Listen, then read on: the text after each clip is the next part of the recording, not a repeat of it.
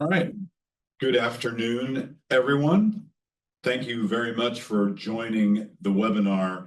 In just a couple moments, I'll turn over the program to our campus presidents, but a couple things in advance of that. Our three presidents are in the Bakersfield room. I had planned on being in there with them.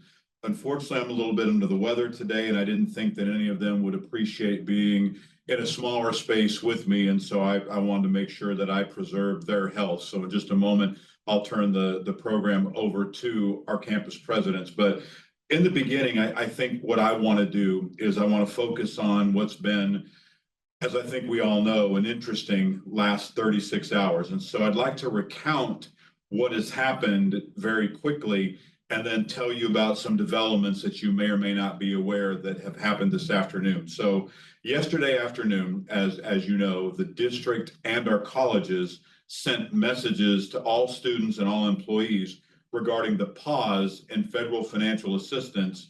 And that pause was ordered by the Federal Office of Management and Budget. And at the time, what we understood that pause to mean for the district, the colleges, our students, and our employees. Again, as many of you know, yesterday evening, the district learned that in response to a lawsuit filed to block the OMB directive, a federal court did issue a temporary, what is called administrative stay of some, but not all of the aspects of the OMB directive. And that was to remain in effect until at least Monday, February 3rd at 5 p.m. Eastern. So yesterday evening, there was a pause. A judge said that some of these things will pause until 5 p.m. Eastern on February 3rd. Now, this afternoon, the district has learned today that the Office of Management and Budget has issued a second directive. That directive rescinded the first directive. So to be clear, it's uncertain at this time what, if anything, the administration may do next, including whether the administration may issue any new similar but modified directives with respect to federal financial assistance, or whether the lawsuits that were filed to oppose the original OMB directive will move forward. So to let everybody know, in this regard, the original OMB memo stated that the purpose was to require a review of federal financial assistance programs for consistencies with the president's policies and his priorities as expressed in various executive orders and other administrative actions. We do not have any indication at this time that the underlying executive orders and policy direction of the administration have changed. So to maybe oversimplify that, the original intent to review all of the federal assistance program remains in place. But the memo this afternoon rescinded the order from yesterday saying that the pause, quote unquote, is over. And so obviously, this is a dynamic and changing landscape. We're monitoring all media channels. We're in communication with our congressional and senatorial delegations in Washington, D.C. And based upon reliable information, we will continue to keep you updated. Soon we'll issue an email communication about the rescission of the earlier directive. That's a lot to say, but talking about what our grant activities will do in the interim. So there'll be some additional communication from me about what today's memo means. But again, just to recap, that the original pause has now been rescinded. We continue to monitor, we continue to watch what's going on, and we will remain vigilant as this process moves ever forward. And before I turn it over to our presidents, I wanted to share some really exciting and some, I think, really good news for our district. So I was notified earlier today that CISOA, which is the Chief Information Security Officers Association in the state of California, has awarded our district-wide fraud team the 2025 CISOA Technology Excellence Award winner. So congratulations to everybody around the district, at our colleges. Dave Barnett, thank you for nominating this team, and on behalf of the Board of Trustees and myself, to everybody who has put Kern at the forefront of this ever-changing landscape, protecting our district from fraudulent enrollments, protecting our authentic students from any delay in receiving necessary services like federal financial aid. Kudos to our team. You all continue to amaze me with everything that you do. So again, the District Fraud Prevention Team, the winner of the 2025 CISOA Technology Excellence Award. So a couple quick housekeeping items. So we will answer questions like we do in every webinar. In a moment, I'll turn the microphone over to Porterville College Interim President Primavera Munarez. Before I do that, if you have a question for a specific individual to help us be more effective, please indicate to whom you wish to answer that question. So, for example, if you have a question for me, address it to me or one of the college presidents.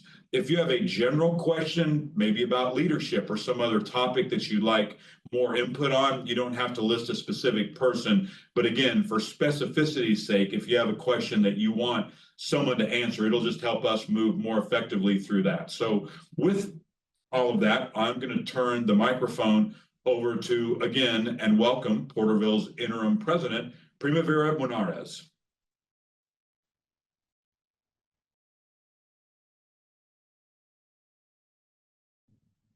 Thank you, Chancellor Bloomberg. First of all, I'd like to congratulate the Fraud Prevention Task Force. I know they've been meeting sometimes on a weekly basis.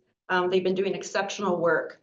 I'd like to walk through the process of how Porterville College worked on the work plan. The work plan addresses the cultures survey as well as the forums that the Chancellor came out to each specific college. Last year, Porterville College became a caring campus, and I'd like to acknowledge the classified constituency group and launching the caring campus for the institution. 3 areas we are focusing on across the district is collaboration, communication, and transparency. Through the work plan, I was able to meet with several constituency groups and providing feedback once this work plan was completed. And that is with the President's Advisory Council, CSCA, as well as Academic Senate to provide feedback in that formulation of the plan. 4 themes came out of that: safety, communication, policies and procedures, hiring practices, and employee retention. Within the safety, that category, that area, there's several bullet points or areas of emphasis, and that is to complete an emergency response plan. That is very important for the campus, so every group acknowledges and knows what to do if there's an emergency. Ongoing training is very important, so everyone knows what to do in case there's an evacuation, if there is an emergency of some type. Also, to hold ongoing campus safety forums to update the campus. The other theme is communication. Something that was implemented was president office hours. That is sent to all constituency groups. There are designated office hours that constituents can come that are open office hours if they want to speak about an innovation, they have an idea, or they have an area of concern. Monthly meetings with constituency groups, CCA, CSCA, and the administration group. An area of focus is to develop a culture of transparency. And then the last theme is to document internal policies. What we have been finding as gaps or areas of opportunities are these practices are not documented. So there is no reference that an employee can go to. So that's very important. Regular ongoing communication. And then the last one is hiring practices with employee retention. A laser focus with onboarding new employees to develop retention and develop orientations. Health and wellness. I am very excited, and I announced during Flex with the campus community that we will be piloting opening the fitness center for employees on campus. We're starting with employees first. We're going to start with 2 days a week. We're going to monitor and track the data to see what the outcome is going to be, but we're very excited to launch that piece. A high value throughout this work plan is communication. Communication, communication. You cannot have enough of it, especially with the stakeholders that we serve in the campus community. These are opportunities. We want to have courageous, open, and honest dialogue and feedback. We've had the opportunity and trying to visit the academic divisions as well as all programs departments on campus. Again, the goal is to maintain transparency in both financial matters and institutional practices and policies.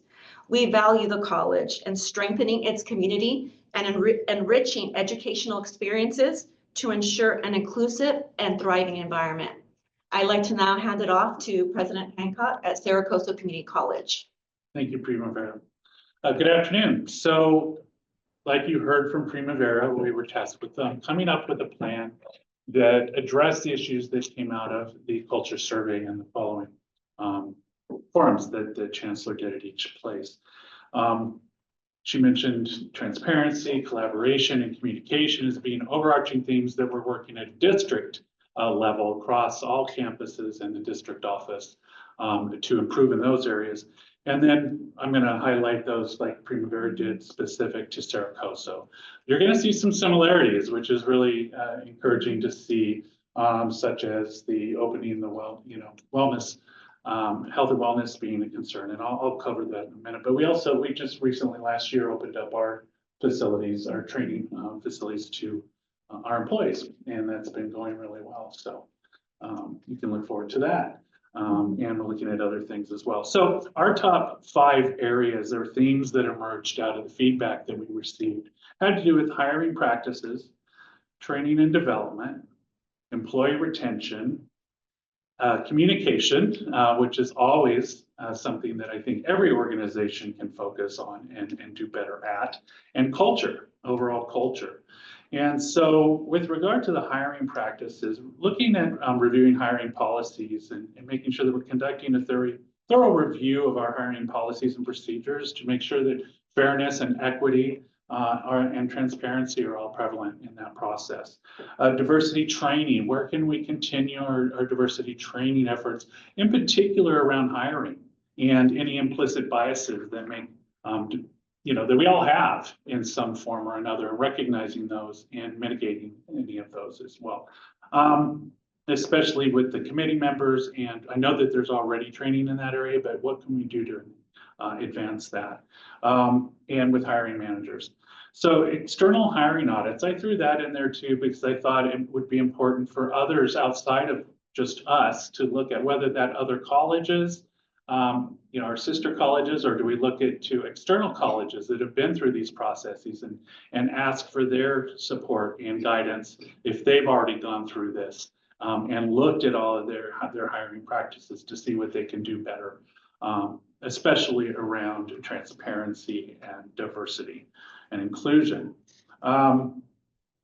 So under training and development, there's already efforts. Something that came up that was talked about was the job descriptions, accurate reflecting the current jobs. I know that that's happening for our CSEA members already, but we can take that a step further and look at all the job descriptions and make sure that they're updated and people understand their roles. Developing onboarding program. You also heard that from Primavera, and that's a big one. We feel at Saracoso, we don't do a very good job of onboarding our new employees. The sink or swim mentality just isn't fair to everyone.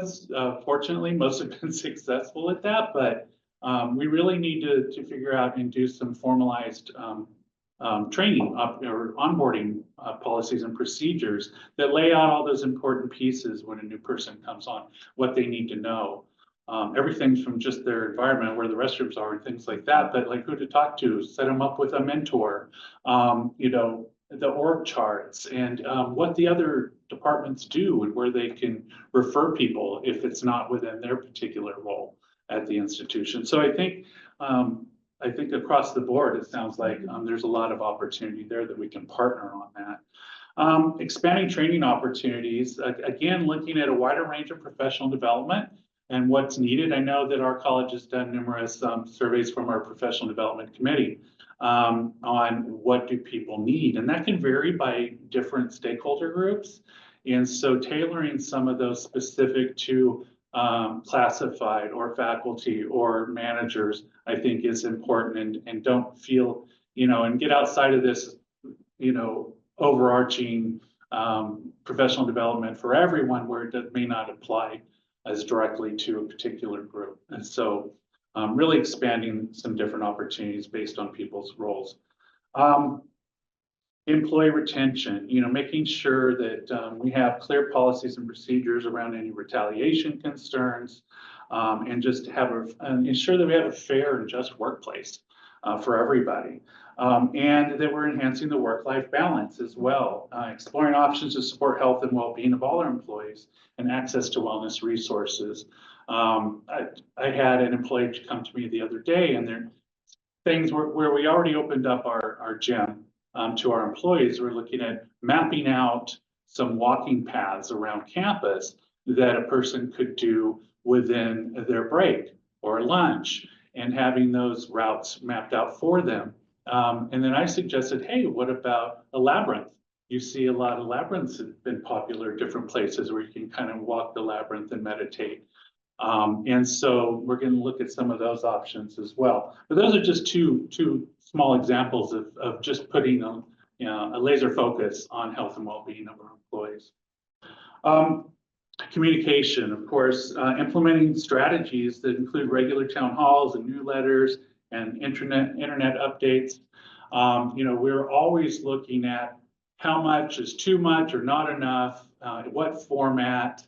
Part of the climate survey results from back in 2019 and then in 21 or 22, we already have implemented some of these where I have a commitment of regular town halls at least once a semester, and then also visiting the campuses as well, because we're so spread out in person and doing that. So there's a number of things, but what else can we be doing? A revamp of the Howler, which I utilize as my board report. How can we improve that to enhance communication? It's not just for the board, but Saracosa as a whole. And what about we have also the one that we put out on a more regular basis that has some of the fun things and events and pictures from past activities, recognition of something that employees have done. Saracosa Connect is that one that a lot of our employees are used to getting and seeing. It has a word scramble as well. And so fun things like that. So really trying to fine tune how much communication and on what particular topics our different constituent groups want to see. And that's in addition to, of course, we just revamped our participatory governance model handbook. Just got that approved right before the break. College Council, we worked on it for like 2.5 years. And there's a lot of components in there that we're going to be rolling out at our next employee convening next month. And talk about what that means and how in transparency and decision-making and communicating all of what's going on and how we came to those decisions will be all embedded into that work. Another piece is breaking down silos, cross-department collaboration. Again, knowing what other departments do, and say you have different student scenarios, and so well, where would I send that student in this particular scenario? And so I think and so having some team building activities and joint projects and things like that will be helpful in breaking down some of those silos. And again, the transparency, I think, just regarding any structural changes in how we operate, and keeping that on the forefront and in my first of mind when we make those changes, make sure that people know the what and the why these things are happening. And then the culture, all of our culture, really about having an inclusive culture, a collaborative culture that values employee input and respects diverse perspectives, that we have mechanisms in place to promptly address any toxicity that may be forming within any people or departments, so that we have a retaliation-free work environment. And discrimination, promptly and thoroughly investigating all claims of discrimination and taking appropriate corrective action, anytime that comes up, that it's not put aside or, well, this is just one instance or something like that, that we take every single concern seriously and expediently address any of those issues. So again, that overall culture, making sure that everyone feels safe and heard and respected. So those are the 5 areas and some of the things that we are working on. You can see that some of these are fairly broad, so that I can work with each of you at our college, the faculty, staff, administrators, that we can come together and do the fine tuning of the how we do these things.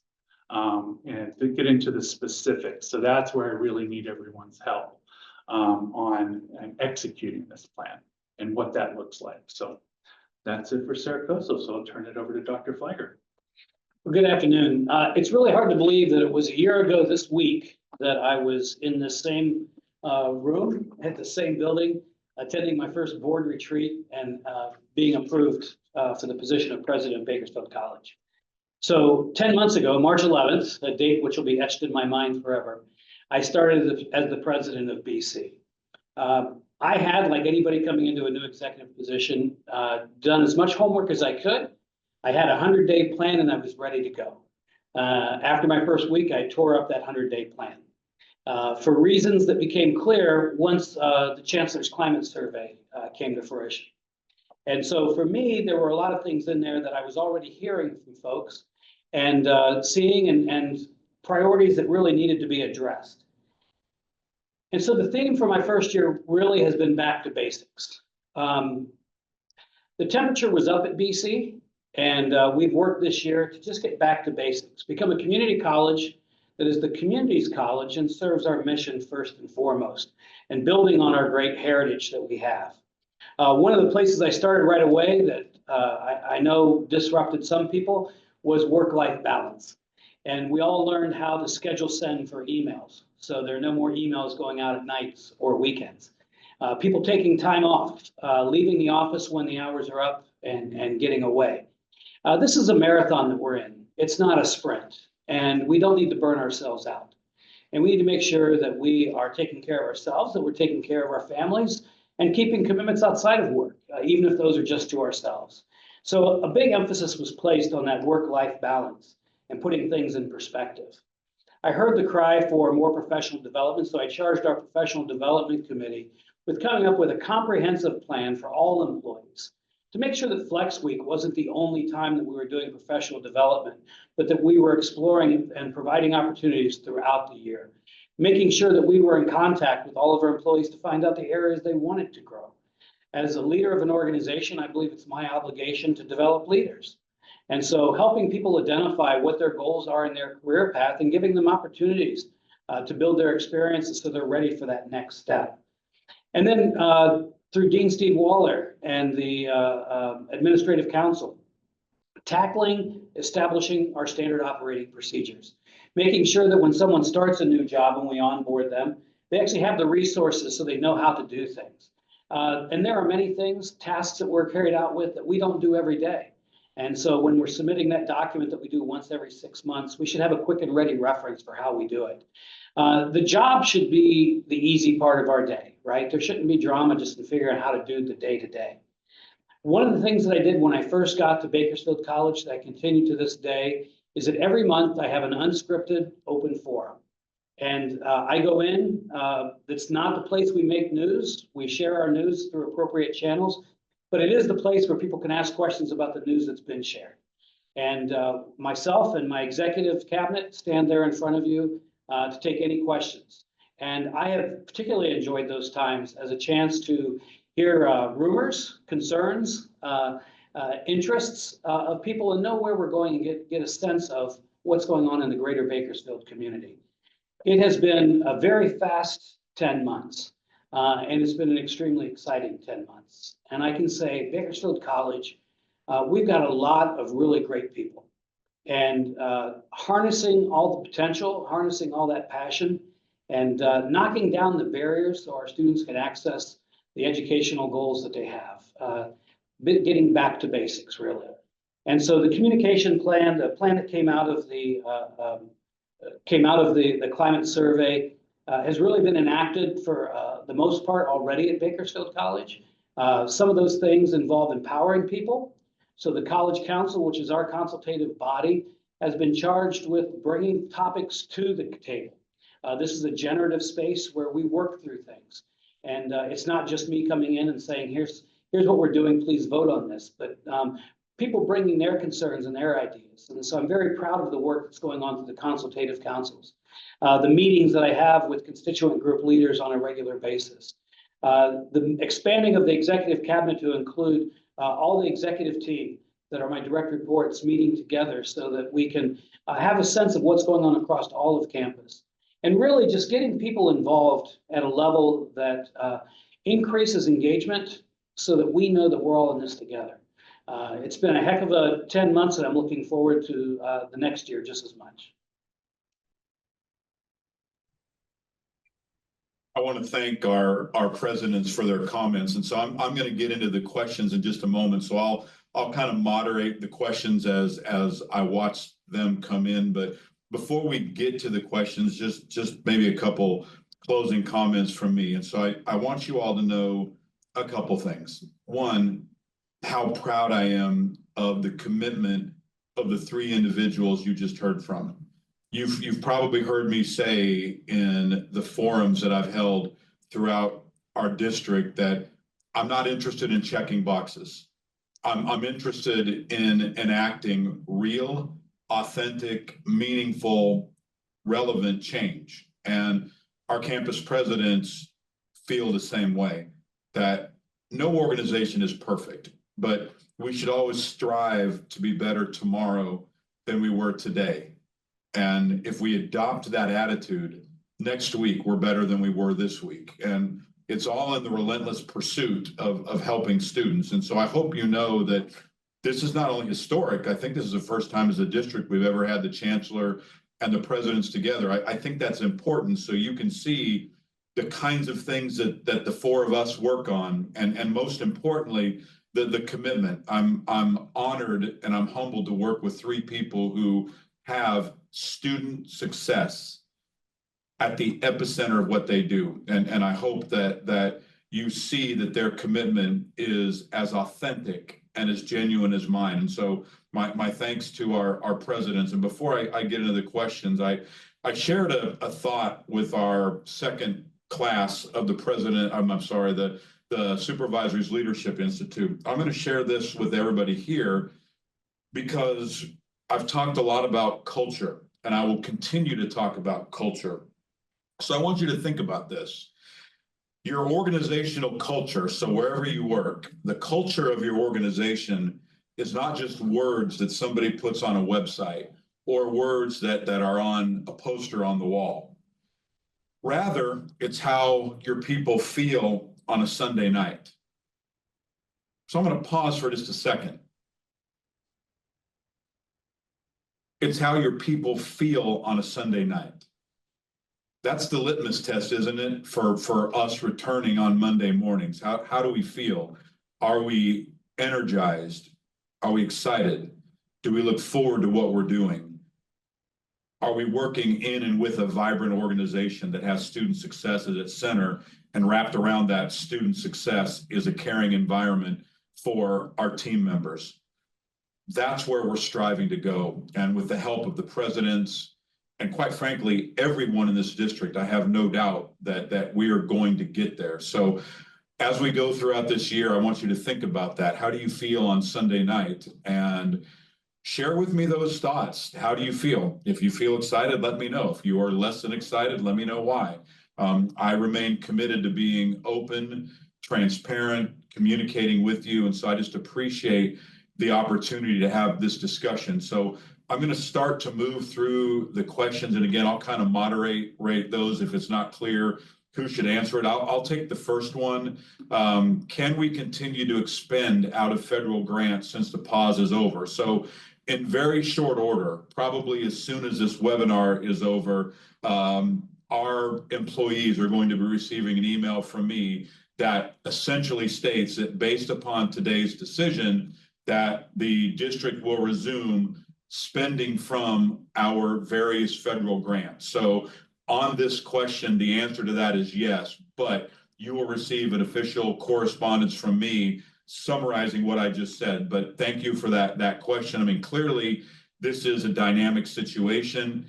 It is subject to change, and I will continue to monitor any changes 24/7 to make sure that information is relayed to you, our team, as quickly and most importantly, as accurately as possible. I always want us to react with the correct information, but again, to the person who posed that question, the answer is yes, you'll be receiving an email indicating, just as I said in a few moments. The second question, I believe, is a follow-up from what was asked from me last Friday. I wondered, President Flagger called me the other day and asked something about the chancellor's supply budget, and I wondered what his comment was about that. And so it may have something to do with how will departments request newly branded outreach materials and who will cover the funding. So President Flagger, I'll throw that over to you, sir.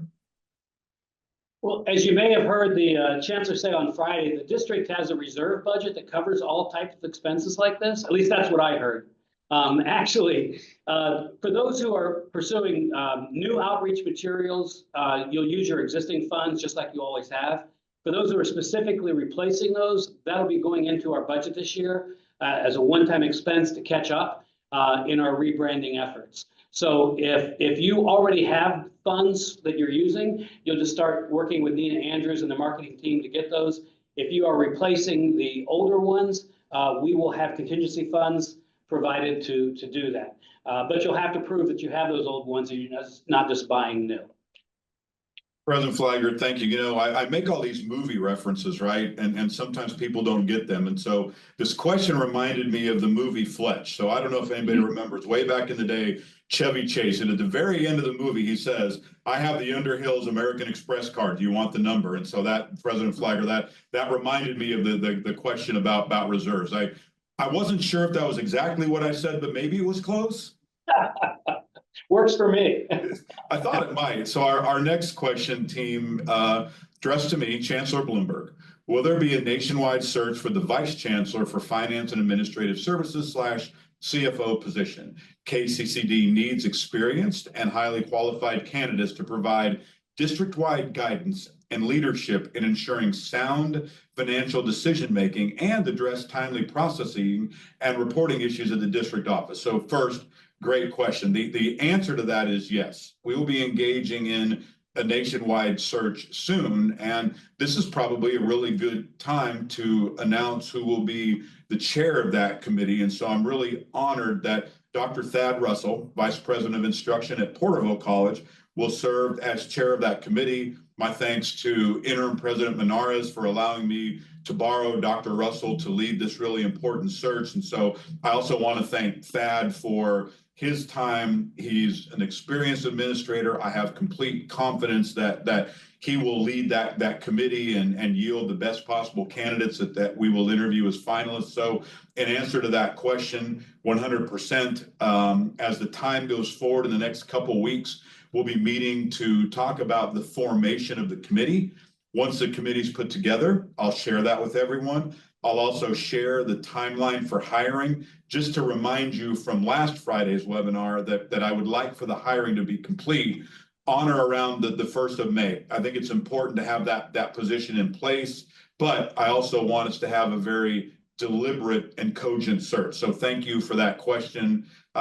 Moving on, I think what I'd like to do is to have everybody, including the president's, weigh in, because every institution in the current CCD is a Hispanic serving institution. So the question is, as institutions that heavily serve Hispanic communities, what are we doing to help ease anxiety, fear throughout students and staff regarding the policies of the new President of the United States, or POTUS, on immigration? So a couple comments from me, and then I'll open it up to the three presidents to answer as well. So first and foremost, in life, fear is a very powerful motivator. That motivation sometimes can help people move in a certain direction for good. Sometimes it creates anxiety. Sometimes it can be intimidating. It can create an aura of uncertainty. And so I think the first thing is this: to continually ensure our students that we're here for them, that our campuses and our spaces are there and dedicated for them to learn. If you don't know, we've sent out communication to students addressing these very things and offering them access to resources. So we've sent out resources that deal with immigration issues. Here's how you can get help. We've sent out resources about housing. I don't want us to forget about mental health awareness and wellness. That is such a critical issue. So we've done that on more than one occasion. I'll send a shout out to Porterville College's Academic Senate. The other academic senates may have done something similar, but I'm aware that PC's Academic Senate, the first week of classes, sent out a communication to students echoing some of the same things that I talked about. So I think part of the answer is solidarity of response. And what I mean by that is we are all saying the same things in the same way. So there's a consistent message about helping students feel safe, ensuring that they've got a great learning environment. And I think most importantly, they have the wraparound services that they need to help out. But I'd love for our college presidents to jump in and talk a little bit more about what they're doing on their respective campuses. I'll take that one first. I do want to say we've created a student support task force or work group. We were meeting weekly. Now we meet every 2 weeks.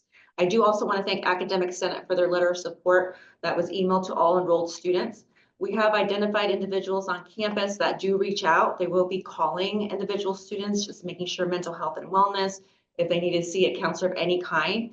We have brought back some in-person mental health and wellness counseling as well as virtual, so those options are available.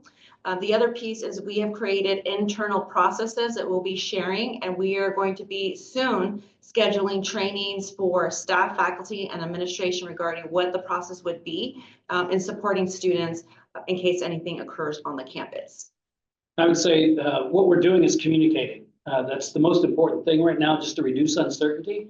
I was very pleased in the week prior to the start of classes, we formed a task force to respond to what was going on at the time in regards to immigration enforcement. And really was to find out what we were doing, what resources we had, what resources we need, and was very pleased and very proud to identify that everything that we needed, we already had.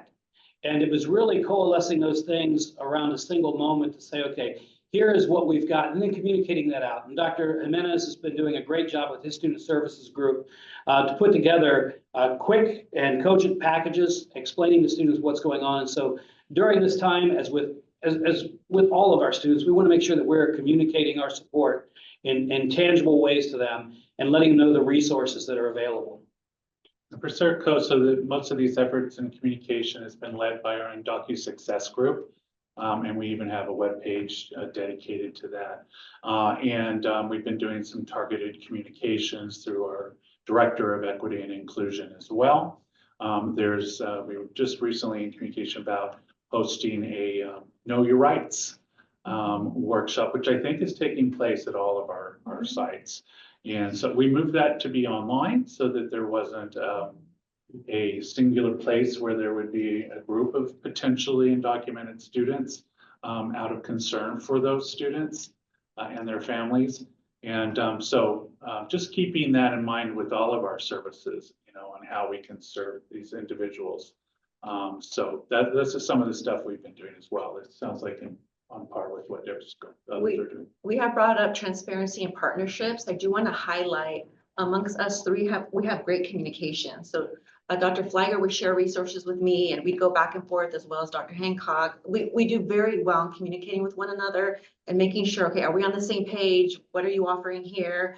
So great communication amongst ourselves as well, and partnership.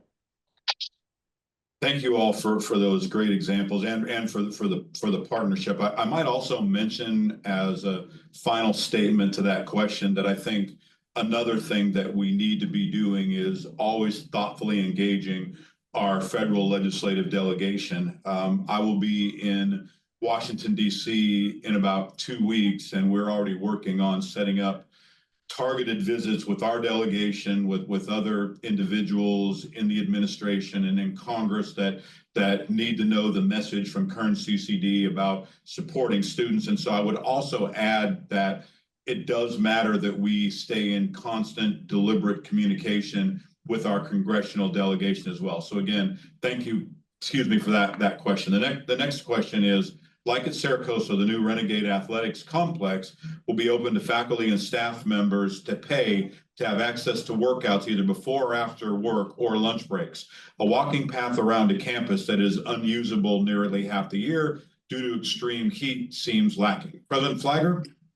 Be happy to take that one. And by the way, just to reassert, I love getting these questions at the college's open forum, so don't hesitate to bring these up. So I've got good news and I've got bad news for you. The good news is when we open up an athletic complex for faculty, staff, and students, we will not charge you. The bad news is we're a couple years away from that happening.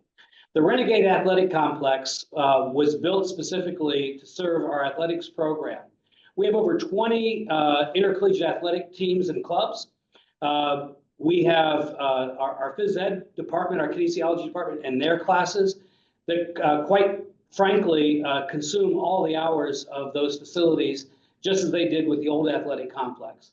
I have already had conversations and told our Student Government Association that I've asked for a structural review, an engineer structural review of the old athletic complex to find out its deficiencies, if we can keep it. The good news is the structural review came back and said, yes, we can keep it. It's structurally sound. So now we're looking at how do we identify funds to bring it up to speed. Part of Measure J is we're also building a 2-story pool building, and that pool building will expand the offices there were no offices in the new Renegade complex. So it will provide office space and additional spaces for our athletes and our kinesiology classes. And when that is complete, that will free up the existing athletic complex to be turned over for faculty, staff, and student personal wellness. I would, coming from Texas, I didn't find the campus necessarily unwalkable, but I know we're at all different levels of comfort. For those who have a particular interest in wellness, I would welcome you to either A, contribute those at our monthly forum, or B, set up a time to talk with me directly. Because one of the things that I was surprised about when I came to Bakersfield College was that a college of this size with these resources really didn't have a plan for personal wellness. So I'd like us to develop something like that and identify specific opportunities that we can do it. And happy to follow this up in our forums as well. President Flagger, thank you for that answer, and I appreciate the clarification about that when you get to the point, you know, being free, no charge. It's probably worth mentioning to everybody that when I asked about my usage of it, you promised me I would have a special fee, but it wasn't free. So to the BC faculty and staff, President Flagger is helping you out with that being for free, and it's worth mentioning. When I was in Texas, I was actually in the NBA. I don't know if you all knew that. So when the college I worked at Texas, we had the Noontime Basketball Association, thus known as the NBA. And so we played basketball during noon. And so my hope is that we can do some of the similar things across all of our campuses, because I think wellness activities are a great way to build collaborative spirit.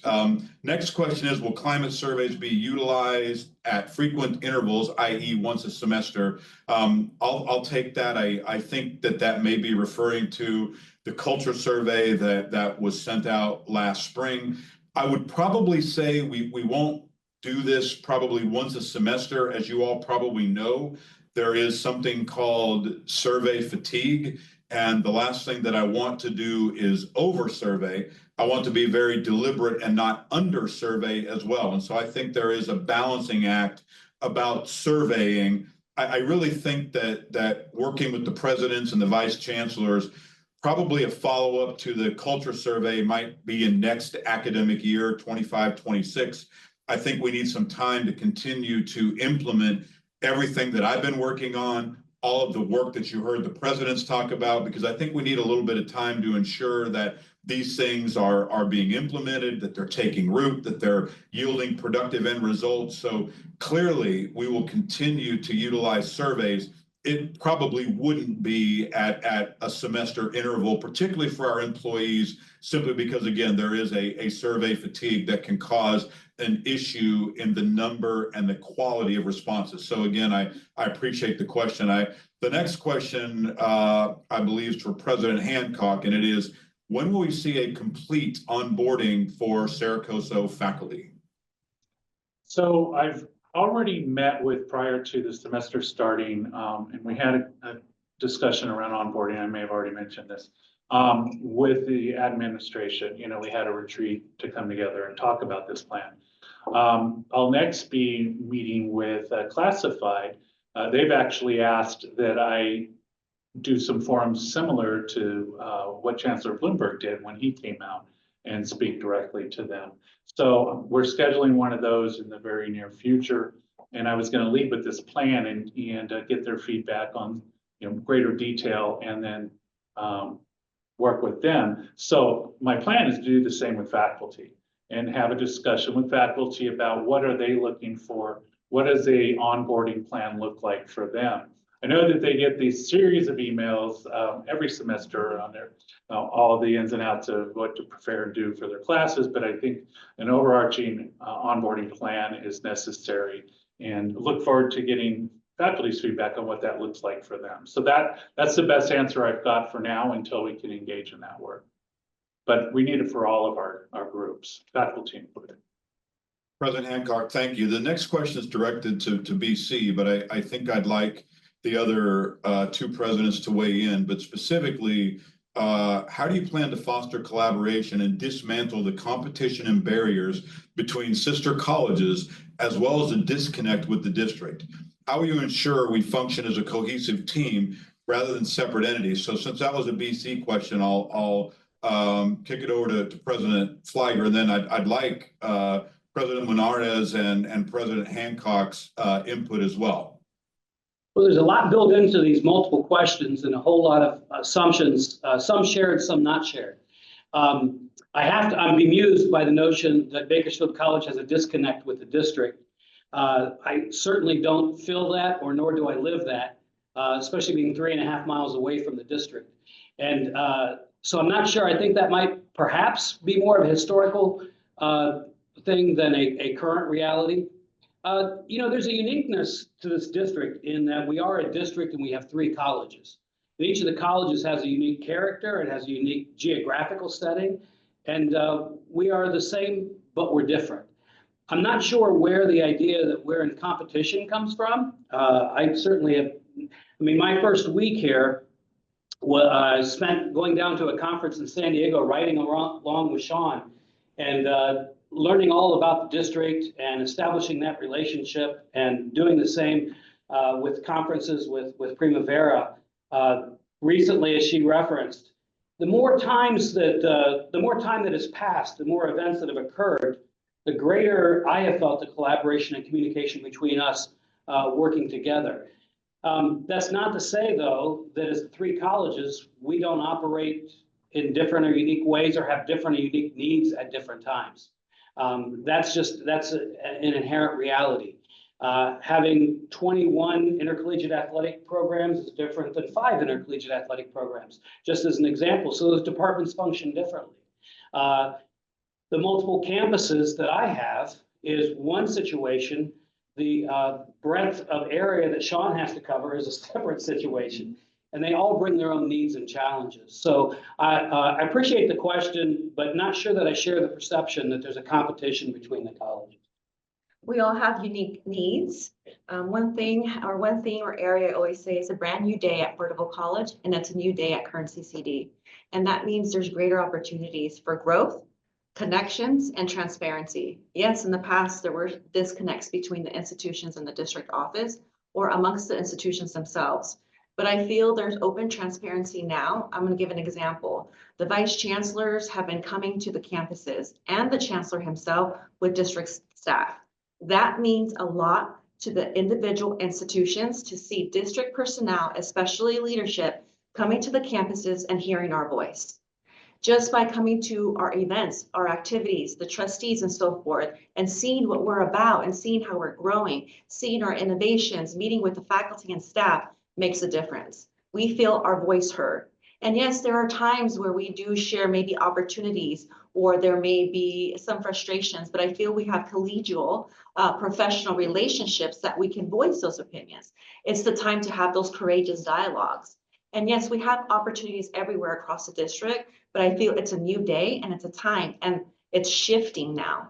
And amongst ourselves, we have a great partnership and collaboration and collegiality to say that, well, what's going on here? Or how can we strengthen this area? Or how do you work that out at Saracoso? Because we all have different needs. We all have different strategies in how we approach things. And our communities are vastly different, even though we're in the Central Valley. But I feel that we are moving towards in a positive pathway more than negative. I would say this afternoon is an example of the direction we're going, with all of us coming together to talk to all of you and share what's happening at our campuses and some of the commonalities that you see and heard today. I think that there is institutional memory or perceptions that is something we have to be very intentional and deliberate. And like Primavera noted, there's been such an increase in visibility and plan for increased visibility from the district office visiting the campuses. I think that that's huge. And I haven't seen this level of visibility in the 4.5 years I've been here. And so I think everybody, and the feedback I've gotten from the campus is that that's very much appreciated. And so I think finding opportunities to visit the other colleges too, for not just us and district office, but others, the Leadership Academy visits the different campuses, but finding some opportunities for other employees to also get out to our other sister colleges, I think would help as well between the colleges.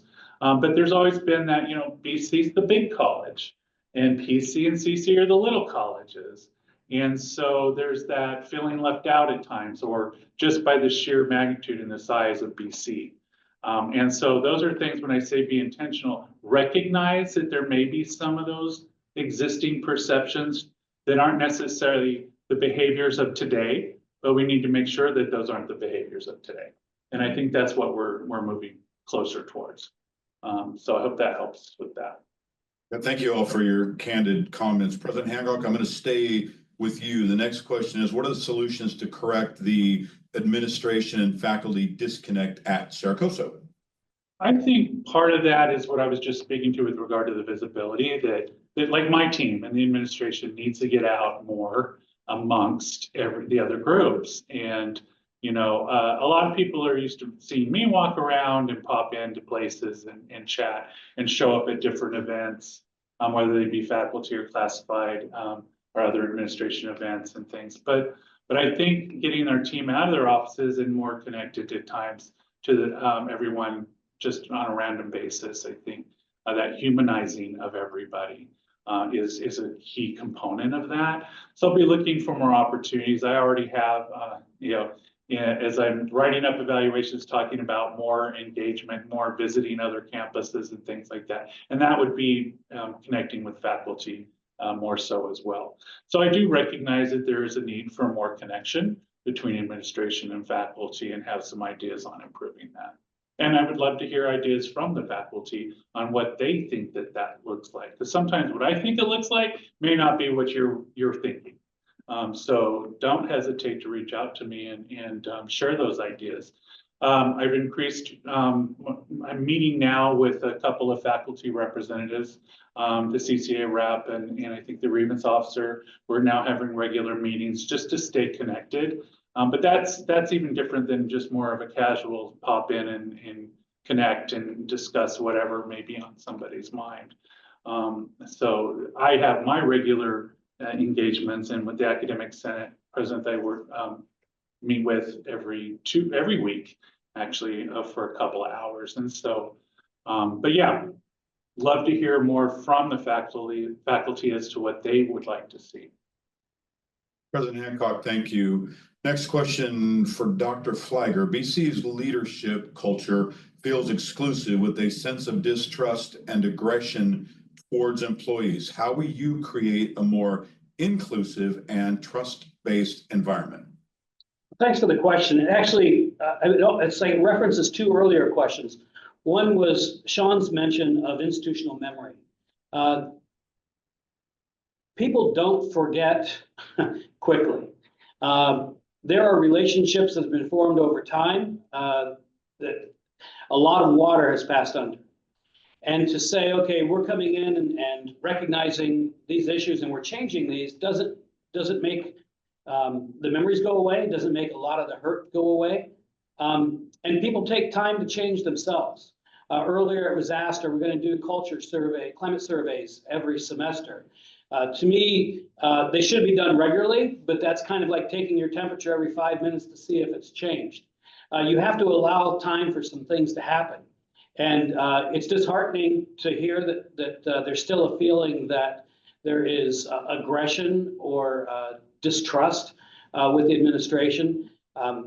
One of the things that I did prior to the climate survey coming out, based on feedback that I had heard and based on things that have been said in the open forum, is we had a very open heart-to-heart meeting with every supervisor at the college. It is my view that our employees are the greatest asset that we have as a college, and that every person that we bring on board is a person to invest in to help us get where we're going. And we've got a long way to go to turn the corner until A, everyone is leading that way, and B, everyone feels led that way. So it's a great question, and I would ask you to continue to monitor that and bring that up. And if you feel comfortable, please set up a meeting with me. One of the things that came out in the climate survey that I feel an obligation to address is this notion of retaliation. I can tell you that every significant discipline issue and every termination crosses my desk. And there will be no retaliation whatsoever. I mean, I just can't say it any clearer. But let's not confuse retaliation with accountability. But even in holding people accountable, the way you do it can make all the difference in the world. So I am working hard with the leadership to get them where we need to be. I'm also working hard with all employees to get to the point that we're all focusing on the mission and focusing on the big picture. So please keep monitoring that question and keep asking me that. Thank you. The next question is, with all three presidents' plans, none of the plans feel like they are actionable. How will the presidents be held accountable to ensure there will be culture change? It does not feel like the district has not changed. So let me address that quickly because I want to make sure and get to some other questions before we run out of time. I would say this. So each president had 10 minutes to speak about their plan, as well as anything else that they wanted to share. So I would suggest that in 10 minutes, it's difficult to go through all of the nuances in each plan. So for example, each of the colleges has a several-page plan with actionable items. So again, today was really a higher level overview of what the presidents are doing to help build the kind of culture that we're talking about. So to move that forward and answer the question, one of the things I'll be looking at when I evaluate the presidents this spring is to what extent did they establish the plan? What did they do to build a strong foundation? President Flagler said it a moment ago, we have to be careful not to over-survey. I think we also have to be careful to give the president some time to invoke meaningful change. In other words, I don't think any of us would want to be in a position where we were implementing these plans and then 2 months later we received a bad evaluation because we didn't accomplish everything. I'm sure you would agree that's not reasonable. And so what I'm looking at as a supervisor is there a cogent plan in place? Are there timelines? Are there activities? All of that is included in the plans. We just did not have time to get into all those details today. If we'd done so, we would have sacrificed time to answer questions. So the accountability comes from the performance evaluation process, and that's not just a year-long thing. Building culture is a multi-year commitment and investment. And so with that question, I'll be continuing to monitor the culture. I'll be continuing to be throughout our district very visible. So I'll have direct communication with all of you. I'll have a very good idea about where we're moving, but rest assured that these are fully developed and vetted plans. Again, just as a reminder, in 10 minutes apiece, it's a little difficult for the presidents to give all those details, but I do appreciate the question. Next question is, would you talk a bit about the new management and confidential salary schedule? Do we have a timeline for when the new ranges will be used across the district? Also, would you talk about the percentage increase the management and confidential employees received with these changes? So to answer that two-part question, the ranges should be in place, used across the district now. So for any management and confidential salary scales, that change was made commensurate with the end of the fall semester. The percentage increase was different depending upon how individuals were placed from where they were on the old schedule to the new schedule. Most individuals received an approximate 5% raise. There were some variances to that, but there weren't any that were below that. I will say this, as you know, I worked with then Vice Chancellor for Human Resources, Abe Ali, and the Board of Trustees to ensure this was passed before December.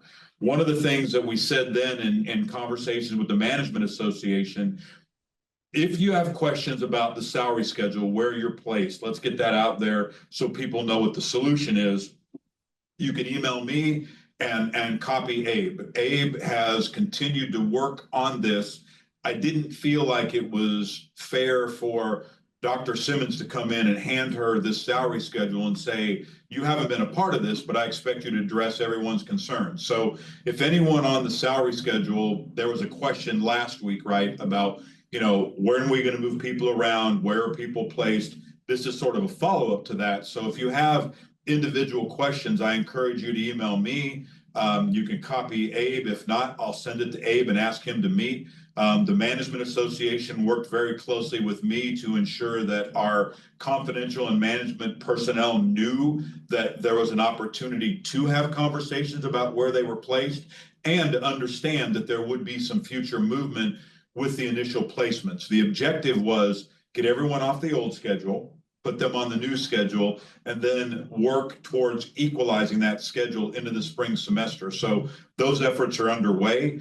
If you have a specific individual instance you want to speak about, again, to reiterate, please let me know. I'm going to get to the last couple of questions here since it's 4:02. Does BC have any plans to open the gym for staff hours like the other college had? President Flagler, I think you answered that a little bit, but you may want to add to that in case you have anything else. No, it was answered in the previous. Awesome. Not at this time.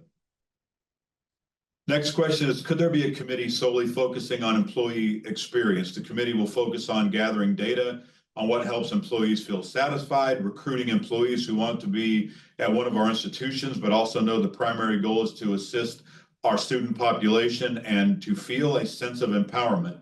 I think that's a great idea. And so I will talk with Dr. Simmons about this. I think anytime we invoke a committee, I think we just want to be careful about invoking it and understanding that if it's going to work and do the job we want it to do, it's going to take a commitment of time to do so. But from my perspective, I think it's a great idea to look at the formation of an employee experience committee. So I'll report back to everyone on that.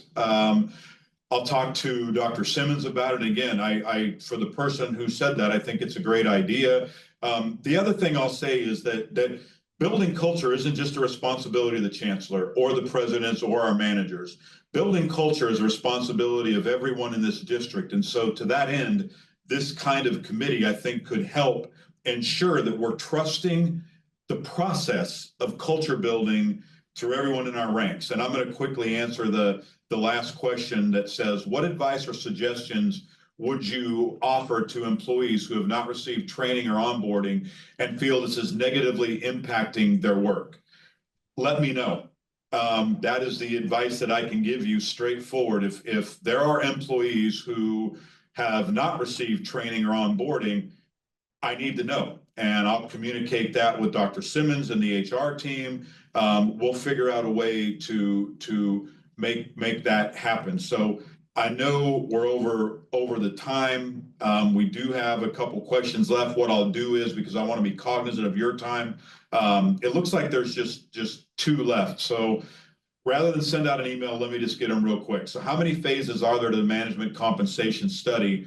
What are the phases? So the first phase has been complete, which is getting everybody over on the new schedule. The second phase, if you will, is to start to achieve equilibrium in that salary schedule. In other words, if you recall last Friday, there were some questions brought up about, well, some people were placed at the lower end of that scale, even though they received a raise.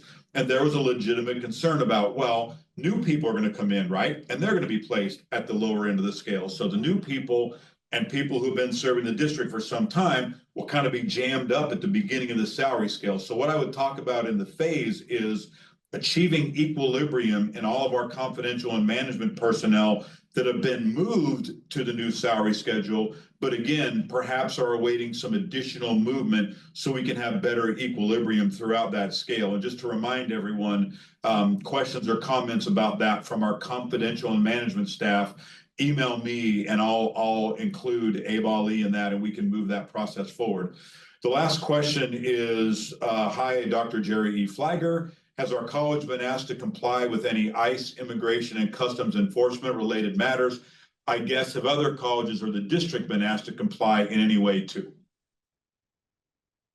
Not that I'm aware of at all. And to be sure that I would be aware, our Director of Security, Joe Grubbs, reached out to all the law enforcement agencies, explaining where we were and how we do things, and asked them if they come onto campus to activate any warrants, that they would reach out to us first.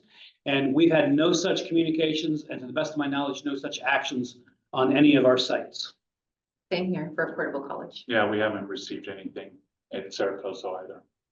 On the district office front, we have not received any matters either. I'll just comment that obviously we continue to watch that as well. But as of 4:06 p.m. on the 29th of January, that has not happened at the district level or the college level. But for sure, stay tuned.